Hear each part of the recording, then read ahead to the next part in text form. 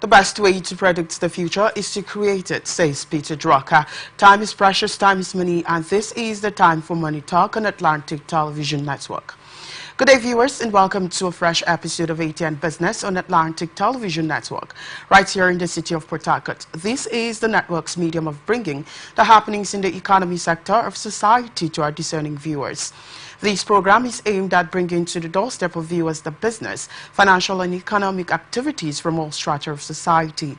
Its delivery is accentuated through the various stock exchanges across the world, news about government economic activities, private sector business activities, laced with expert opinion, stakeholders analysis, and correspondence reports. Remember, we are open for adverts, placements, bookings, and commercials. You can connect with us on all our Atn socials, Facebook and YouTube, Atlantic Television Network, Instagram and TikTok, Atlantic TV Network 1, Twitter, Atlantic TV Net, which is live on our website, www.atlanticnetwork.tv. We take a short break, and when we return, we fill out the details. Stay with us.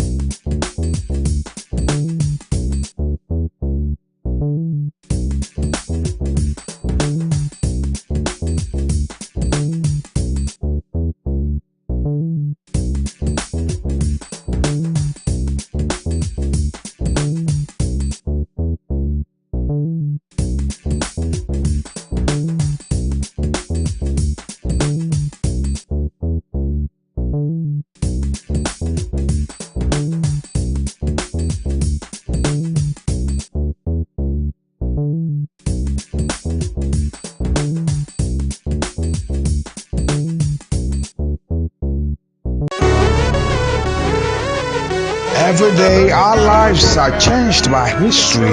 We are one people, all of us. Leaders, politics. Nobody's ambition is what I have fought very firmly. Natural occurrence, war, and the world economy. I belong to everybody, and I belong to nobody. ATN covers it all on ATN Politics today.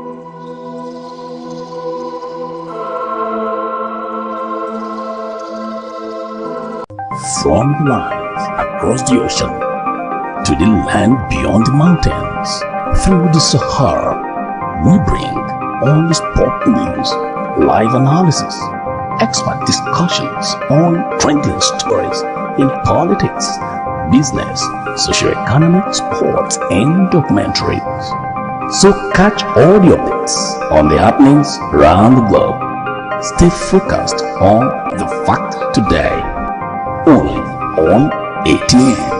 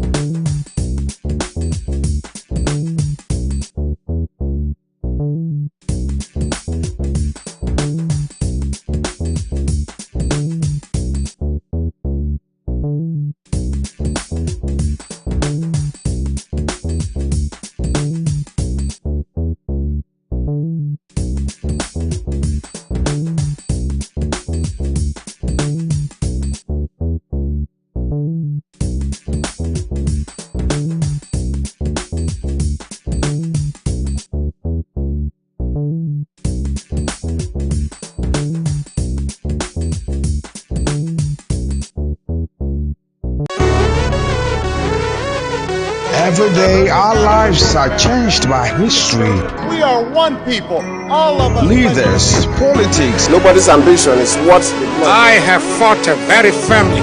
natural occurrence, war, and the world economy. I belong to everybody, and I belong to nobody. ATN covers it all on ATN Politics today.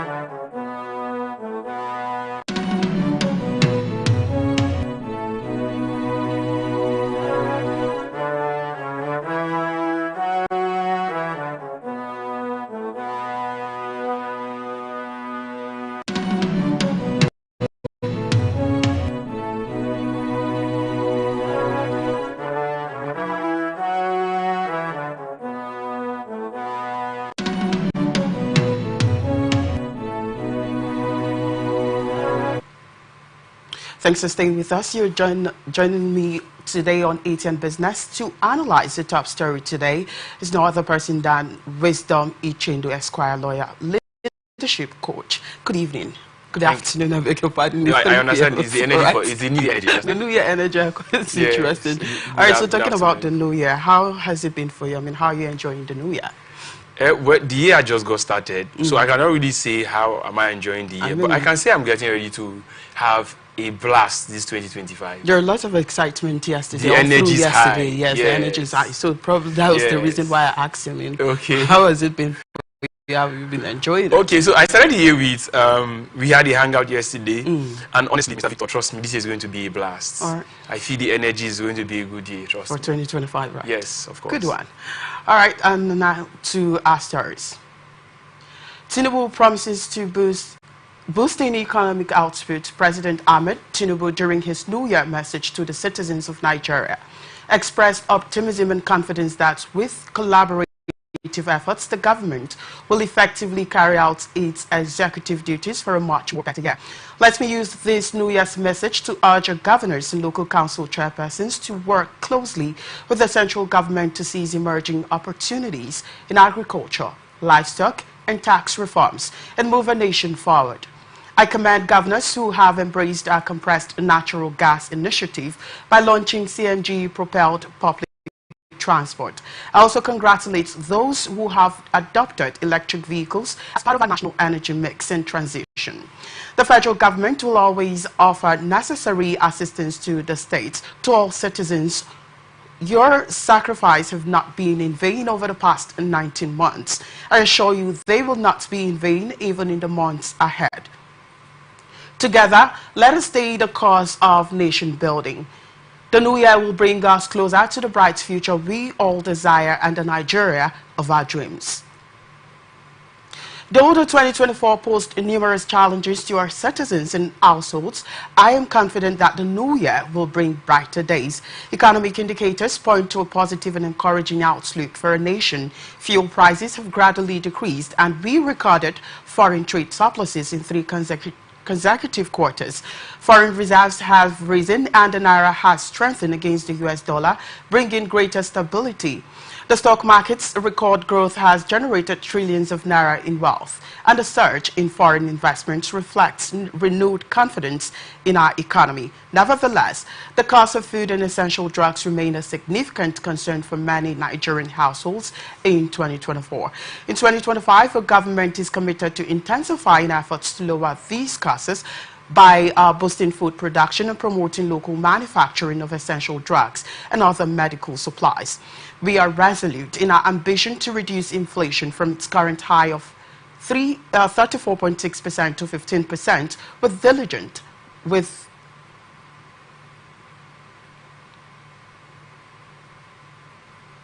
With diligent work and God's help, we will achieve this goal and provide relief to all our people. This new year, my administration will further consolidate and increase access to credit for individuals and critical sectors of the economy to boost national economic output. Well, following the New Year speech by President Tinubu, he said quite a lot, and then he promises to boost economic output in Nigeria come 2025. I'd like to get your thought on this. Did you, let's begin with this first. Did you actually watch the broadcast? I did not, but I got that, the presidential speech. Okay, so do I believe that 2025 is going to be, or will produce a new turn? Just like he said. Just like he said. I am very hopeful, I must say. I'm very hopeful. Somebody spoke to me yesterday and said this regime might be far better than all we have ever experienced before this time. Okay. I am very hopeful. Beside the promises that is being made by the president, I feel there's a new energy that is surging into the Nigerian economy, and I feel like by the end of this year, there's going to be a whole lot of transformation. So I am hopeful.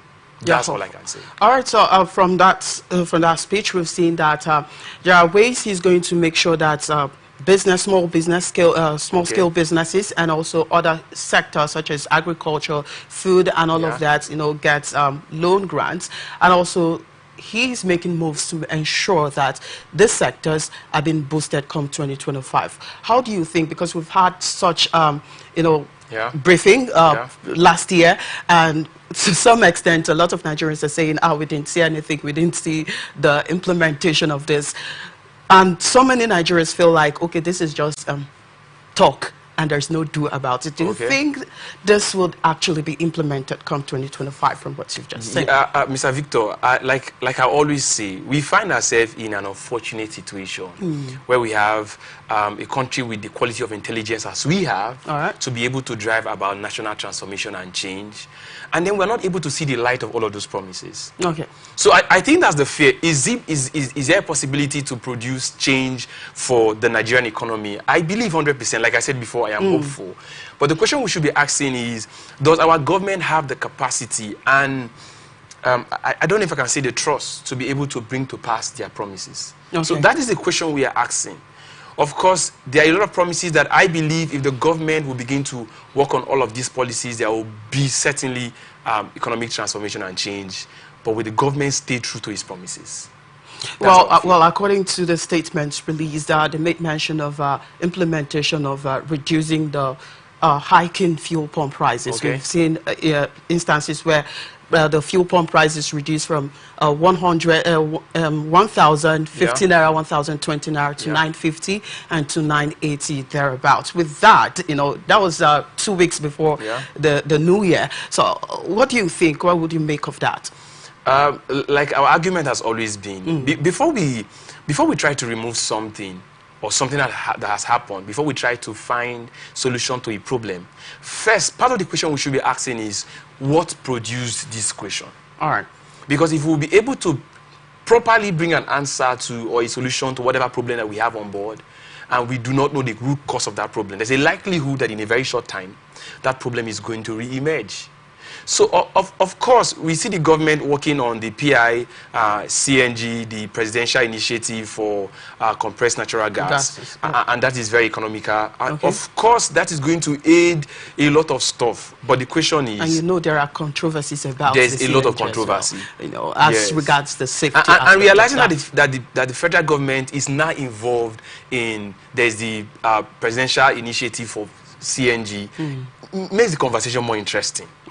Okay. If it were maybe a company that is on the vanguard of this conversation, it would be maybe a matter for a little matter for conversation, for controversy, excuse me. But to realize that the federal government is ahead of this makes it very interesting. But the question you ask is, are we going to see the light of seeing the pump price of fuel reducing to the level where it becomes very affordable for an average Nigerian person? I also made mention that we've seen them in the past 2 weeks. I mean, before the new year, they have been reduced to 950. Mr. Victor, what did you see? Where were we? Prices. Where are we now? Because as at 2021, 2021, you'll be able to buy 12 kg of gas for about 4,000 naira. Okay. 3,800 to 4,000 naira. How much are you buying now? It's somewhere around 16,000 to 18,000. Okay, so the question is, where were we and where are we now? So if we're saying that the pump price of fuel is now reduced to 950 naira, from where did we start? We started from somewhere around 200 naira to 250 naira. To 1,050 naira or so. Is that an improvement at all? I'm going to... You're saying that you should look at the exchange rate as well. Okay. Don't you think the exchange rate is also affected? I'm not going to pamper the federal government because, Mr. Victor, the truth of the matter is, over the period of time we've seen, of course, the government is doing a lot to ensure that there's increase in foreign investment. Because as from what the federal government is saying, there is a little increase in foreign investment, and there are a lot of other reforms that is being put in place to ensure that there is a breathing space for the average Nigerian person. But the question that I should be asking is, how were these problems bettered and how do we solve them? We do not just solve them by pretending like nothing was responsible for the outburst of the problems that we have now or the current reality that we find ourselves as a people. So if we're saying that the federal government comparing the, what do you call it, price of dollar exchange rates to what the federal government is doing with the pump price, I don't think that's an improvement. I'm saying that, don't you think that's going to affect it in any way? How do you mean? All right. The exchange price, if it's high, definitely we have the prices of fuel pump price high as well, because they're exchanging the naira to the dollars. So you might expect some high in the exchange in the cost of fuel. So I'm looking for an analogy that will make what I want to say very easy. All right. But I'm trying to think, if you're moving from point A to point B is your destination. Or let's say point C is your destination. But in order to arrive at point C, you have to go from point A to point B. And then, while you're joining on the path to point C, you realize that maybe the road is bad somehow. And getting to point C will be a little more expensive because of the bad road. As a very intelligent person or human being that we all are, what are you going to do? Now, consistently, you're going to realize that you will pass point B in order to arrive at point C. I don't know if I'm making sense. Okay. So if we focus on our objective and not realize that there is a protocol, there's a protocol and a procedure to arriving at our objective, most likely we are going to fall short and maybe spend more money or incur a lot more expenses. What I'm trying to say, in a nutshell, the federal government wants to boost the Nigerian economy, and we realize that in order to do that, we must constantly compare the exchange rate, the naira against the dollar. The question is, what can we do about that? What can we do about the very fact that the Nigerian naira, it falls short constantly over the period of time to the dollar? Well, maybe I should be asking you what you suggest should be done. What should we do? Yes. I think first of all, realize that there's a whole lot of inflation that is, like we've seen from, there's about 35% inflation rates compared to last year. All right. And where there's inflation, the very idea is that production is very low. If production is very low in a country, it means the value of money doubles or reduces, let's say, compared to the foreign exchange. So like what the federal government is doing, and I think I really appreciate it to a point, although I cannot applaud the federal government. Mr. Victor, I feel somehow that you want me to pamper the federal government, which of course I will not do. No. But what I feel that the federal government can do. That's not my job. My job is to render the federal government accountable to the nations, to the citizens. Yes, because there's a social contract that we have with the government. All right. We're saying that we commit a trust to you. And we're saying that because of this commission of trust to you, you have to remit a certain level of responsibility. And when we, the people that have committed this quality of trust, we do not see, what word do I use? A level of result that is proportional to what we have trusted the government. We have the right to question the government. Why are we not seeing what we should see? So back to the question you asked, what should the federal government do? I think, in my opinion, is to empower local production. Like the federal government is doing, empower production, agriculture, livestock, and all of that. I think that is very critical if we're going to reduce inflation. All right, let's move on to the next topic. Probably would have more to say about that. Wisdom. All right, federal government has officially commenced the implementation of the 2024 withholding tax regulations. The new regime, approved in July 2024 and published in the official gazette in October 2024, became effective on New Year's Day, January 1st, 2025. The revised regulations, formally titled the Deduction of Tax at Source Withholding Regulations 2024, aims to modernize Nigeria's tax system, streamline compliance, and address long-standing inefficiencies. Signed into law by the Minister of Finance and Coordinating Minister of the Economy, Wale Edun, the reforms are expected to alleviate the financial and administrative burdens on businesses, particularly small and medium enterprises, SMEs, farmers, manufacturers, and producers. Announcing the commencement of the withholding tax reforms on New Year's Day, Taiwo Oyedele, chairman of the Presidential Committee on Fiscal Policy and Tax Reforms, outlined several key features of the updated regime. SMEs are now exempt from withholding tax compliance. This change is expected to ease administrative and financial challenges for these businesses, fostering growth and innovation in the sector. Businesses with low profit margins will benefit from reduced withholding tax rates, which will enhance their cash flow and reduce operational costs. In addition, manufacturers and producers, particularly farmers, are now exempt from withholding tax. This move is designed to strengthen critical sectors, ensuring their sustainability and growth. The new withholding tax provisions are intended to curb tax evasion, minimize avoidance opportunities, and promote transparency in tax remittances. The reforms streamline the process of obtaining credits for taxes deducted at source, making it easier for businesses to leverage such deductions. The updated regulations reflect emerging economic issues and aligned with international standards, ensuring system's tax system remains contemporary and globally competitive. And by providing clear guidance on the timing of deductions, definitions of key terms, the new policy has eliminated ambiguities that previously made compliance difficult. Oyedele, speaking on the withholding tax reform earlier in 2024, noted that the previous withholding tax regime had evolved into a complicated system over time, creating numerous challenges for businesses. Key issues included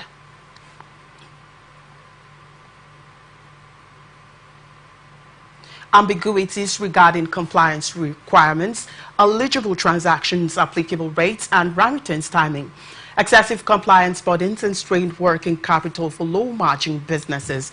Oyedele had argued that the new regulations tackle these issues head-on, streamlining processes and reducing compliance burdens while promoting fairness and equity. All right, Wisdom, I'd like to also get your thoughts on this. I mean, before we move on to that story, we actually say things the government have done probably to boost the economy in 2025. And now we're having this, to kickstart the implementation of 2024 withholding tax reforms. 2025, I beg your pardon. So I'd like you to get your take on this.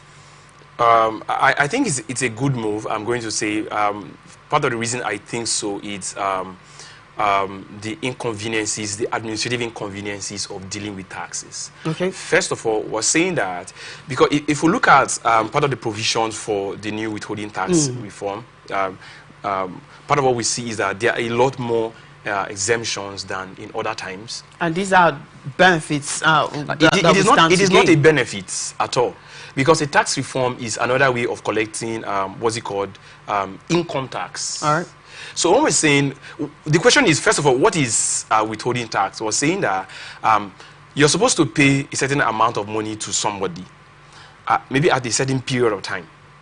And the person, for the purpose of administrative convenience, decides to take that tax before that due date. So it is not a benefit. It does not provide a benefit at all.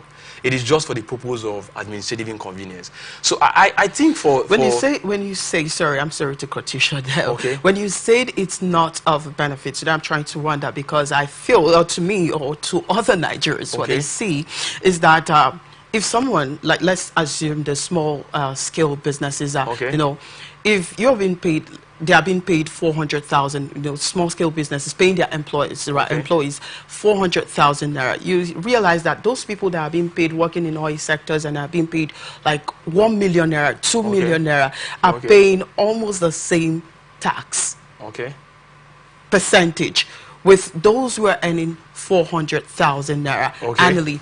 And now this withholding tax now is trying to reduce it, bring it to the barest minimum, where the people who earn higher, the employees who earn higher, let's say from 1 million, 2 million and above, you know, will pay higher than the ones who earn 400 instead of paying the same tax. So that's part of would you say that's not a benefit in that part? That's part of the overall tax reforms, but that's not part of the withholding tax reform. Of course, it's part of the tax. Recently, the federal government, it's part of the withholding tax reform. The idea of a withholding tax is that every person who gets an income in the country owes the federal government a part of that income, a percentage of that income. So the idea of a withholding tax is, maybe, Mr. Victor, after you're paid for, maybe at the end of the year, you're supposed to return a certain amount of money to the federal government as part of the income that you owe, or as part of the financial obligation that you owe to the federal government. But the government thinks that if we wait for you to get to the end of the year to pay the tax, there's a likelihood that you will not pay. There's a likelihood it will become complicated administratively. There's a likelihood that your business may not understand how much went in and went out. All right. So this is the very idea. I get where you're going, so I'm going to arrive there. So the very idea of a withholding tax is, can we get to collect this money from you in installments, in different transactions that you involve in within that fiscal year? And with a lower percentage. There's no lower percentage. With a lower percentage. Although we have seen that there are some reduction, we see professionals get to pay 10% instead of the initial 15%. 15%, yes. So there's a reduction. So what I'm saying is, generally, should we rejoice because there is a new tax reform, or what do you call it, withholding tax reform? Should we rejoice at it? I don't think generally there's nothing to rejoice about tax, if you ask me. But I think administratively, I think it's a good move. That's my opinion. Like you said, Mr. Victor, I'm coming. And you also talked about the possibility of having people who earn more to pay more. Yes. Think about it. If we're paying 10% for the income, let's say, well, we get to pay 10%. If you're paying 10% and I'm paying 10%, and you're earning 1 million and I'm earning 100,000, you're not paying more than I'm paying. You're paying 10% of what you're earning. 10% and of I'm what paying I'm earning. 10% of what I'm earning. So I think there's no advantage. But there's another system of taxing where the people who earn more get to pay more. I discovered that in South Africa. I think South Africa and in one other country where the richer people pay more. In fact, you get to realize that the bulk of taxation or the bulk of physical resources recovered by the federal government in that country is paid by a smaller portion of people who earn more. So it means the poorer people get to pay less. So, but that is not yet applicable in our country. We're just saying that everybody across board gets to pay a certain percentage of their revenue to the government as tax. All right, so let's also look at those who have been exempted from this withholding tax. What would you make of that as well? Okay, like I said before, I think administratively I really applaud the federal government for this, but we're not rejoicing for the people who are exempted from paying tax. For example, SMEs who are small companies especially that are below 25 million naira. Now, this is the idea. You run a company, XYZ Limited, and this company gets involved in a contractual relationship with ABC Enterprise. ABC supplies you sand, and you get to pay them, let's say you're paying them 50 million naira for their supply. So the federal government says that company is supposed to pay the federal government a certain portion of that money as income tax. So what you're going to do for us, we want you to withhold that tax. Instead of paying the entire 50 million, can you withhold a portion of that 50 million and remit that part to the federal government? So the federal government says that there are certain persons that we think should be exempted from this withholding tax. It means two things are possible. Either there are persons who are withholding or the people from whom tax are withheld. So it means XYZ Limited will no longer, because XYZ falls within a certain category of business, let's say it's a small business, it will not withhold or it cannot be withheld. So it means XYZ Limited now gets to pay directly to the federal government instead of through a third party. Okay? So basically, I'm really glad with your insightful thoughts. But I also want you to also talk about this. Do you think this is coming at the right time? Are the federal government moving in the right step? In the right direction? Okay. The question of right timing, I think is a very interesting question as we think about what other infrastructure have been put in place and the proper, will I say proper, whatever anticipation that the federal government might have. Because I feel like if the government is doing this now, there is a projection that they have in mind. So in order to clear administrative burdens for the seasons ahead, we need to do this. But I cannot really say if it's a proper time for this to be done. But I'm just saying administratively, it's a good move. But the question of right timing is what I cannot really tell. Because while I read through the Gazette of the federal government and listened to other persons who have given thought about this, about the conversation, I really did not get the very idea why the government is doing this. So when we look at it, all we get to see is the exemptions. And I think the other part of it that is very interesting is the VAT. Yeah, we'll come to the VAT. And I think why you said you don't really get the idea of why the federal government is doing this. Probably it could be just like we said in the last story we took, is to boost the economic sector. Right. They're looking for a way where small-scale businesses will grow, where they will thrive. And they're also looking at where even the big sectors too as well will thrive, you understand? So they are looking for ways that businesses, the economy, will thrive. And that's why they have to come up with this withholding tax reform, trying to, reduce the cost. Mr. Victor, I do not see, because if you think about it, it is only a person that makes profit that gets to pay tax. If you are not making profit, you are not paying tax. And remember, these ones who are not making profit have been exempted from. Let's think about it. Let's think about it. Taxation is a civic obligation. Sure. It's not even an obligation. It is something that you must do to the federal government, whether you feel comfortable with it or not. Of course. And it doesn't matter how much you think small your profit might be. The federal government thinks that as long as you're receiving revenue, as long as you're making profits, whether you're being paid a salary or you're being paid money for a contractual job, whatever it is, that you're supposed to pay tax. So even small businesses that are being exempted, they are not exempted from paying tax. See, there are other system sets put together to ensure that businesses are exempted from paying tax. There is something called tax exemption.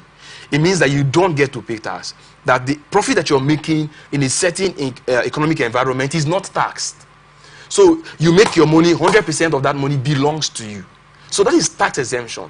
But the exemption from tax withholding does not mean that you have been exempted from paying tax. You will pay tax. It just means that it will no longer be withheld. So it means if I'm paying or if I'm being paid for a job that I did, let's say for example, your company is supposed to pay you a monthly salary. The government says your company is supposed to withhold a portion of your salary and remit to the federal government. If the government is now saying that you have now been exempted from withholding tax, it does not mean that you're not supposed to pay tax anymore. It means that you are now exempted. You are not supposed to pay directly instead of through a third party. Okay. So I do not see how that contributes to growth of small scale businesses. In fact, I for one think that becomes more complicated, because if you're paying that tax little bit by bit, you are no longer aware of how much you're paying. But if you're now waiting at the end of the year or at the end of the fiscal year as determined by the federal government to pay tax, it becomes very overwhelming, and that is where people becomes greedy and people can evade taxes. So that's my take on that. All right, thank you so much, Wisdom Mitchell, for your insightful thought. I quite really appreciate it, and also for your time. My thank pleasure, you so much. We look forward to having you next time on the show. My pleasure. Thank you very much. All right, thank you so much. We'll go on a short break. When we return, we'll look at the stock markets. Stay with us.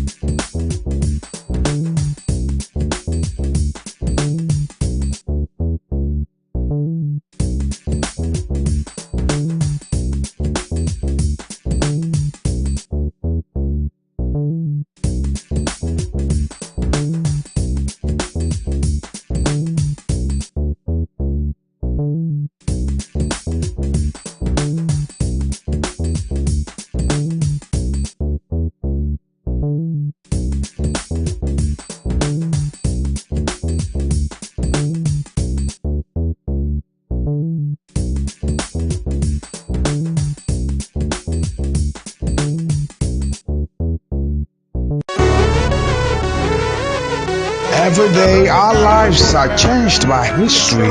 We are one people, all of us. Leaders, politics, Nobody's ambition is what I have fought a very firmly. natural occurrence, war, and the world economy.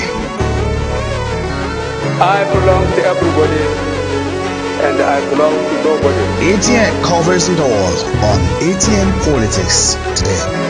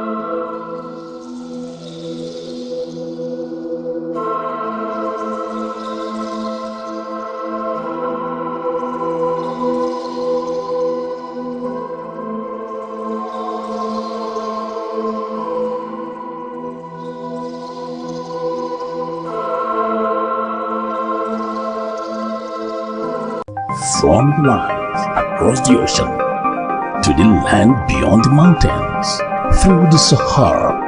We bring all the sport news, live analysis, expert discussions on trending stories in politics, business, socio-economic, sports, and documentaries. So catch all the updates on the happenings around the globe. Stay focused on the fact today, only on ATN.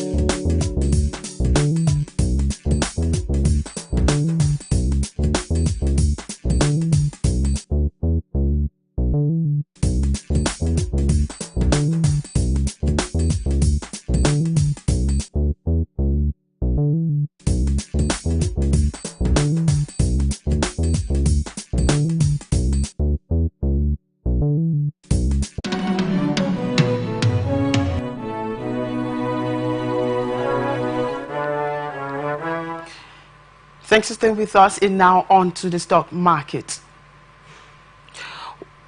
World shares struggled for traction on Thursday after a jittery close to 2024, while the dollar weakened as investor sentiment deterred ahead of Donald Trump's return to the White House. The start of the new year was shaping up to be a less favorable one for equities as uncertainty over the policies of incoming U.S. President Trump and a more hawkish Federal Reserve outlook looked set to dominate market rhetoric for now.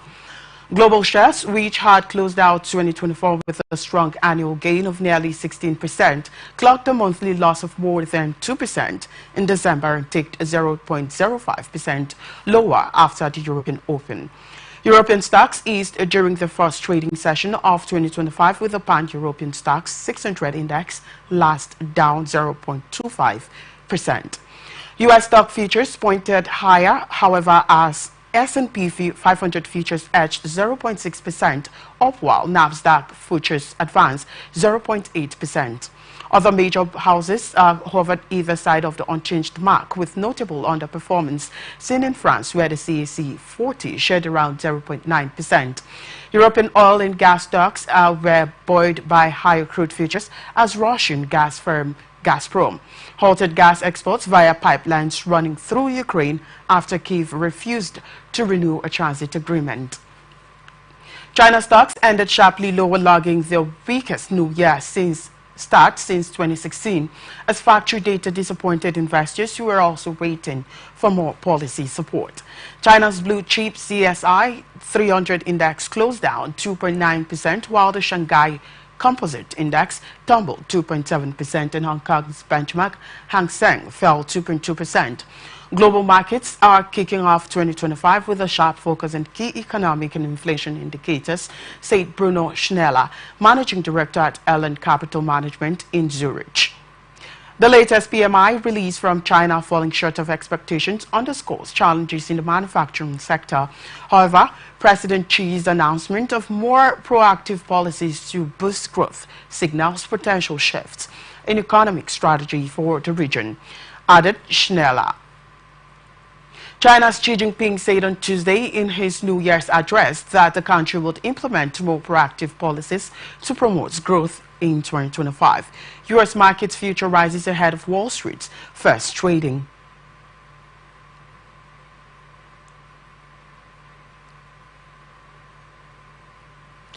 Well, this is where we wrap it up on this episode of ATN Business on Atlantic Television Network. Remember, we are open for adverts, placements, bookings and commercials. You can connect with us on all our 18 socials, Facebook and YouTube, Atlantic Television Network, Instagram and TikTok at Atlantic TV Network 1, Twitter Atlantic TV Net. Watch us live on our websites, www.atlanticnetwork.tv. Peace and unity are the pathways to progress. I am Victor Peter. Thank you for watching. ATN Politics comes up next. Stay with us.